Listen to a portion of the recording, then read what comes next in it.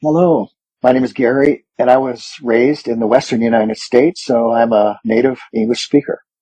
I hope that you will enjoy this YouTube channel. Thank you for joining us. The Tale of Miss Kitty Cat by Arthur Scott Bailey, 1877 to 1949. Chapter 1. A Terrible Person. The rats and the mice thought that Miss Kitty Cat was a terrible person. She loved hunting them far too much, but they agreed having her around the farmhouse was useful in one way. Whenever she sat on the doorstep washing her face, they believed it meant rain was coming, and after that Mrs. Rat always made sure her husband took his umbrella before leaving home. Normally Miss Kitty Cat didn't look scary at all. Most of the time she was calm, minding her own business quietly without causing any trouble. When old dog Spot chased her and trapped her, she became a whole different creature. She would arch her back, fluff her tail until it was twice its normal size, and hiss angrily at Spot. He learned quickly not to get too close to her sharp claws when she was like that. After all, old Spot had a sensitive nose, and no one knew that better than Miss Kitty Cat. Miss Kitty Cat was always the picture of politeness around the farmhouse, especially when someone was watching. If her meals were late, she never made a fuss like Johnny Green sometimes did. Of course, she might gently remind Mrs. Green with a soft meow that she hadn't had her bowl of milk, but she was always careful not to be rude. And while Miss Kitty enjoyed a warm spot in the winter, she never pushed anyone out of the way to get close to the fire. Instead, she would curl up under the kitchen stove, where no one else wanted to sit, and nap for hours, especially after a good meal. On summer nights, though, when she loved hunting outdoors, Miss Kitty Cat didn't look the least bit sleepy. She prowled through the fields or crept along tree branches with a sneaky step and a twitching, tiger-like tail. Creatures smaller than Miss Kitty always avoided her at these times. They knew she'd pounce on them if she got the chance, so they made sure to stay out of her way. If they spotted her in a hunting mode, they'd quickly alert their friends, warning everyone about the monster Miss Kitty Cat, who was out and about in a dangerous mood. Johnny Green liked Miss Kitty. She often came up to him, rubbing against his legs and purring, practically begging for a good back scratch. As long as he didn't pull her tail, she kept her claws hidden and happily soaked up his attention.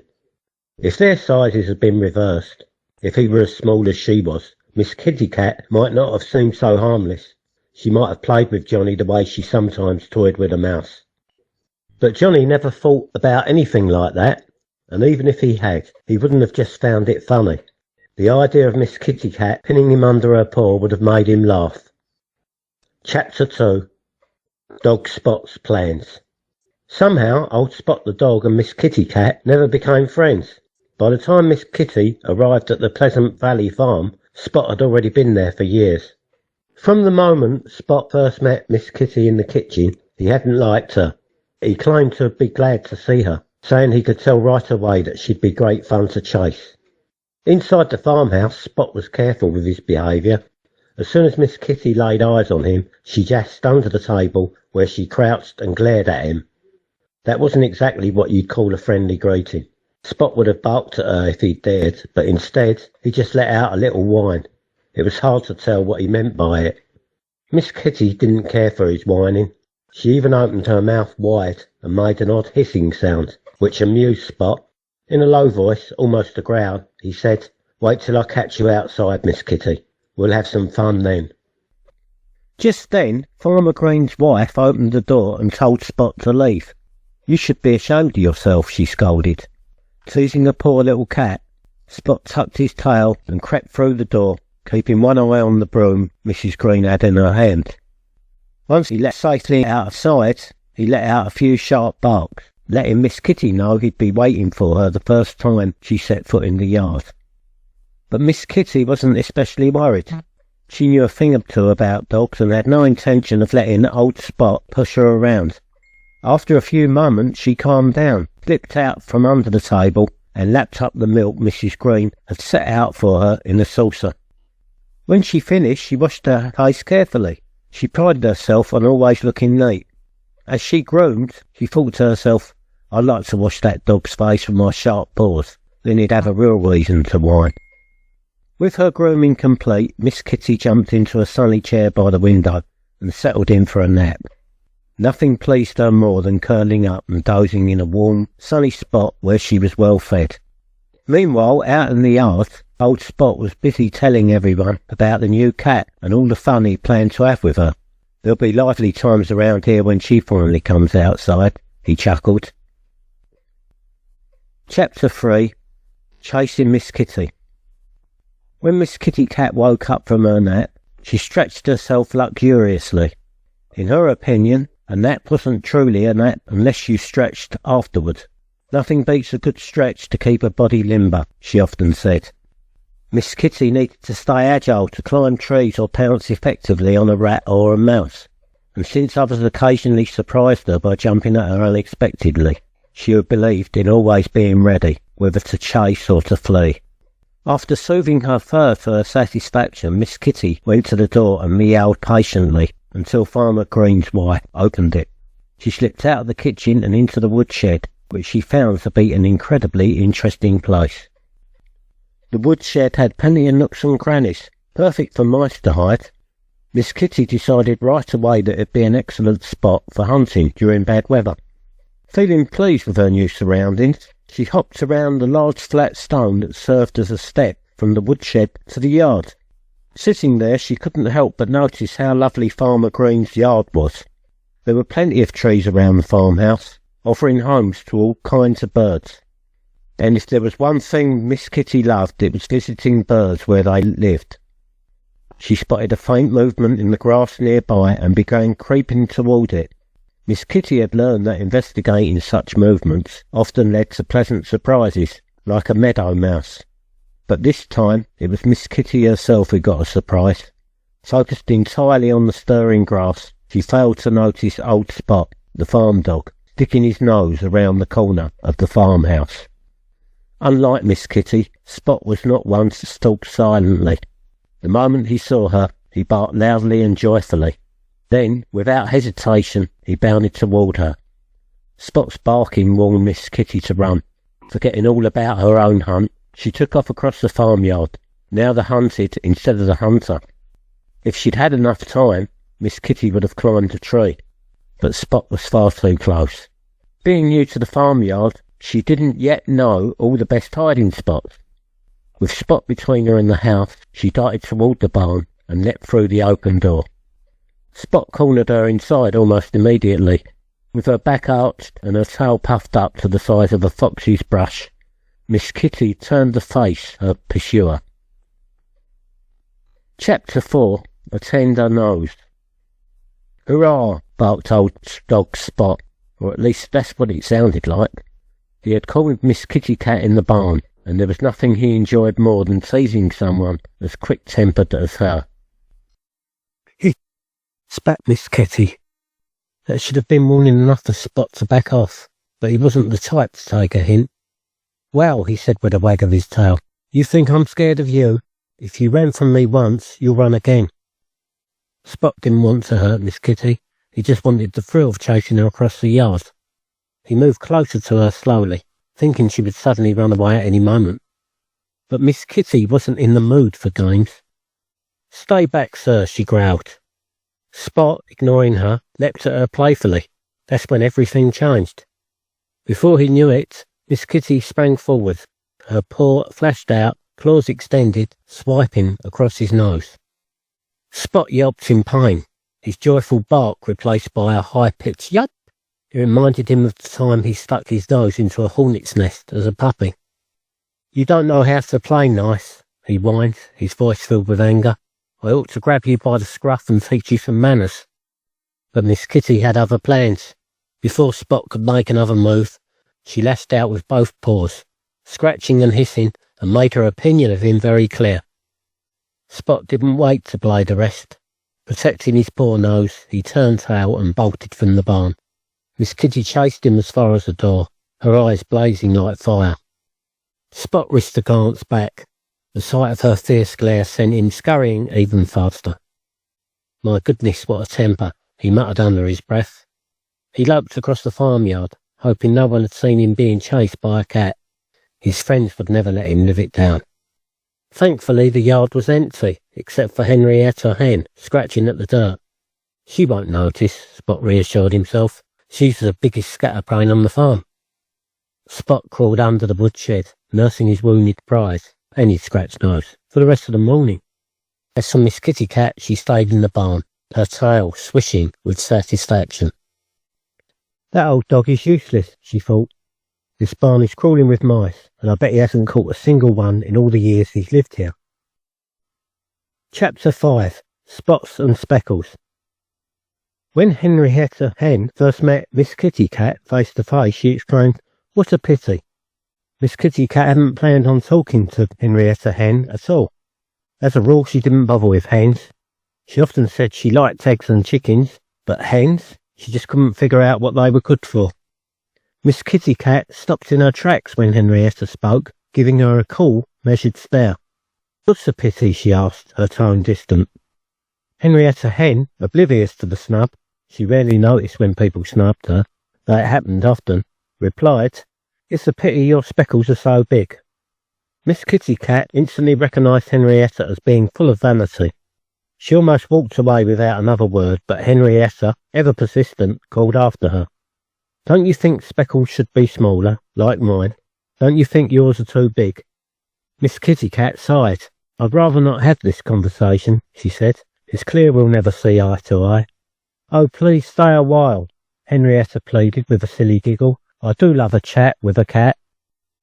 Miss Kitty Cat frowned. She found Henrietta unbearably tiresome. "Fine," Miss Kitty said at last. "I'll indulge you, though it's rare to meet a spotted hen. But if my speckles are too big," she added icily, "your spots are far too small." "Spots?" Henrietta screeched. Like most shallow people, she was quick to lose her temper. "Spots indeed. For your information, I don't have spots. I'm a speckled beauty. Ask the rooster if you don't believe me." "Perhaps I was mistaken," Miss Kitty purred. "I'll take your word for it and spare the rooster the trouble." "Ah," Henrietta cried triumphantly. "You're scared of him. You're afraid he'll challenge you to a fight. And I hope he does," she added, flaring up. "You're no gentleman, that's for sure."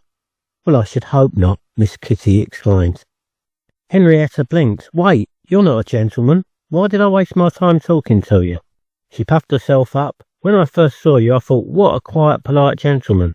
How nice to have someone like him in the farmhouse. Clearly, I was wrong."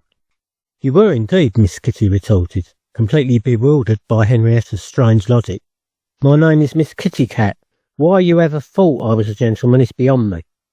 "Miss?" Henrietta squawked, her feathers ruffling. "Miss, then why on earth do you have whiskers?" Miss Kitty Cat tried to explain, but no answer seemed to satisfy Henrietta. From that day on, Henrietta declared Miss Kitty Cat to be one of the strangest creatures she'd ever met. Chapter 6. Frisky Squirrel. Every now and then, Frisky Squirrel visited Farmer Green's farm. Even though he knew the farmyard could be risky, Frisky always came back sooner or later, as if he couldn't resist another adventure. One sunny autumn day, Frisky was darting along the top of a stone wall that ran beside the road leading down from the woods to Farmer Green's front gate. Overhead, old Mr. Crow was gliding lazily above the golden fields when he noticed Frisky. Curious, he swooped into a tree near the road. "Hey there, young fellow," Mr. Crow called out. "You'd better stay away from the farmyard." Frisky stopped, sat up and looked at the crow perched above him.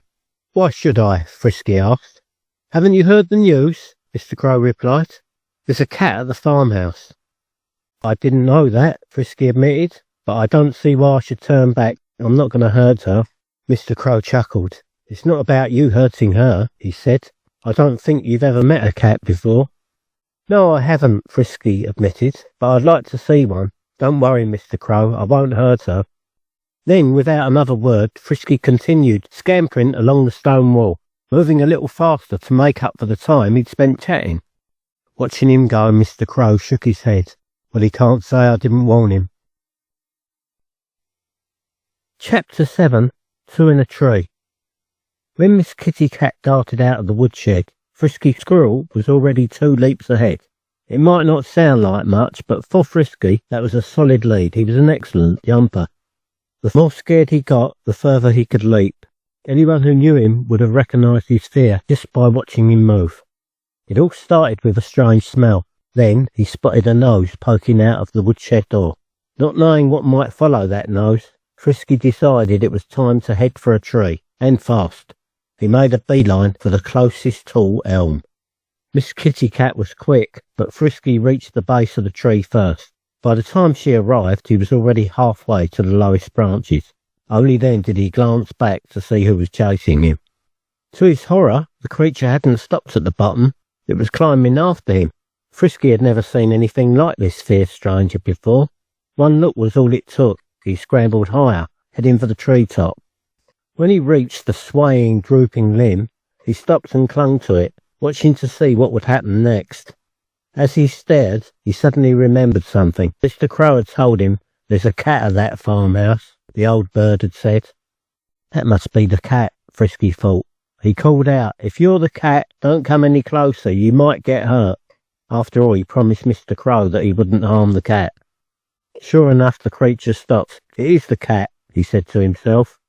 Miss Kitty Cat crouched on a sturdier part of the branch just out of his reach. Her tail flicked back and forth, and her whiskers bristled as she watched him. "It makes me nervous to see you swaying like that," she said, "and you're shaking the branch. I don't like it." She's such a fussy creature, Frisky thought. I promised Mr. Crow I wouldn't hurt her, but I didn't say I wouldn't tease her. He started bouncing up and down, making the branch sway even more. "Stop that," Miss Kitty Cat snapped. "That's reckless. It's like rocking a boat." "I think it's great fun," Frisky said with a laugh. "Well, I know something even better," Miss Kitty growled. "What's that?" he asked. "If I could get my claws on you, I'd show you," she said with a sharp glare.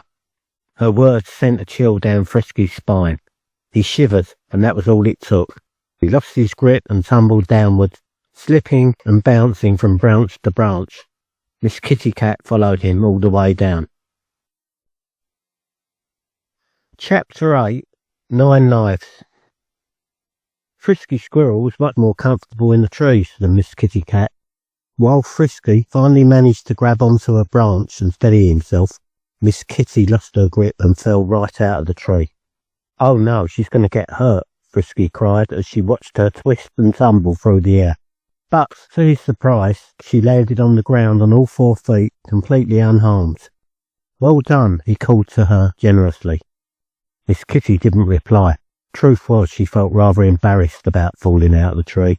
Without saying a word, she walked back to the woodshed, slipped through the doorway, and disappeared inside. After that little adventure, Frisky decided it was time to go home. He darted down the tree trunk, scurried along the stone wall, and raced along its top. Old Mr. Crow was waiting for him. As before, he swooped down near the wall to chat. "I didn't think I'd see you again," Mr. Crow said. "Surely you didn't run into the cat?" "I did," Frisky replied. "She chased me up a tree. It's a miracle she didn't get hurt. I was careful, though. She had a fall, but she landed perfectly." Old Mr. Crow nodded knowingly. "She always lands on her feet," he observed, "and don't worry about her. They say she has 9 lives." "9 lives?" Frisky exclaimed. "What do you mean, Mr. Crow?" Now, Mr. Crow was quite clever, having lived many years, and he liked to appear even wiser than he was. But this question stumped him, and he didn't know the answer. "You wouldn't understand even if I explained," he said with a dismissive air. Then with a flap of wings he flew off, leaving Frisky to run home and puzzle over what it meant to have 9 lives. Meanwhile, Mr. Crow decided he needed answers. He would ask Miss Kitty Cat herself. So he flew to the big elm tree near the farmyard and began cawing loudly, hoping to catch her attention. Sure enough, Miss Kitty soon emerged from the woodshed and looked up at him curiously. "I've heard a lot about you," Mr. Crow began, in what he thought was his smoothest voice, though to anyone else it sounded quite hoarse. "I know you always land on your feet, which I understand perfectly. But what's this about having 9 lives?" Miss Kitty just stared at him. "Maybe you're not in the mood to talk," Mr. Crow continued. "If you've had a fall, perhaps you're still feeling shaken, even if you landed on your feet. Should I come back later?" Miss Kitty suddenly found her voice. "You've been gossiping with that squirrel," she snapped. "For your information, I'm not shaken up at all. But if I could reach you, I'd definitely shake you up." Mr. Crow was stunned. He was sure he'd been nothing but polite, yet Miss Kitty was as rude as could be. Amused, he started teasing her until she turned her back on him and stomped back into the woodshed. Mr. Crow flew away, none the wiser about Miss Kitty's 9 lives. Everyone agreed that the number was 9, but no one could ever explain why.